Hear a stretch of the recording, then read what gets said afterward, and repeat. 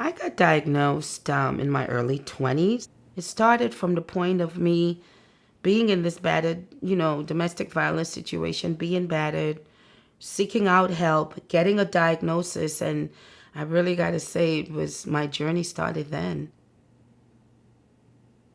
I started having trauma in my life at a very young age. I was 7 years old, and my parents had, separated for a period of time. And my God, mom took me in to help my dad.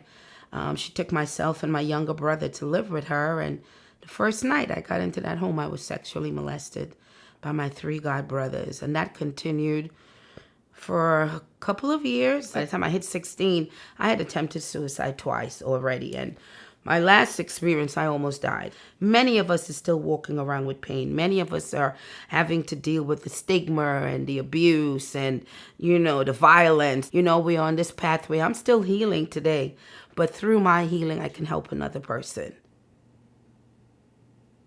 I was under the impression that because I'm an immigrant here, my children would have been taken away from me because they're citizens, and I thought I was going to be deported back to Trinidad. Fear drove me to find community, and I'm here today because that community is what embraced me. I'm standing on shoulders of gay white men who I knew helped me.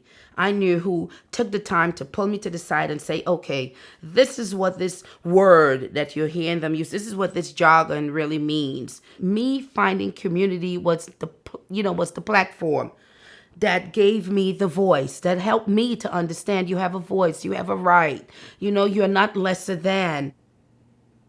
Myself and a group of women, and it was a bunch of women from across the country, but we were really all mobilizing here in New York, and we got together. A lot of the women too, they were not living with the virus, but they were some strong activist women, who really, had some insight and some information. And they sat there with a couple of, the gay guys, I would say, and, they would educate us and inform us. We were seeing the data of how many women were coming through. This never from the beginning was a gay white man's disease, but it's what was reported. We now had to be counted. So in order for us to be counted, we now had to be infiltrated within the movement. There was a movement that was happening, and we had to be there.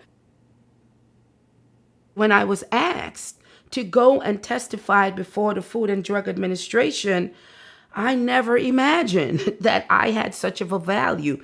We put together some information that the FDA was not even aware that this was happening to us women.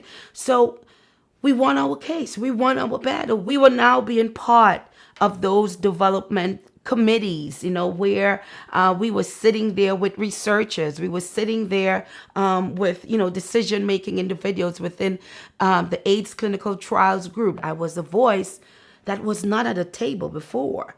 Black women diagnosed with HIV and AIDS are women of color.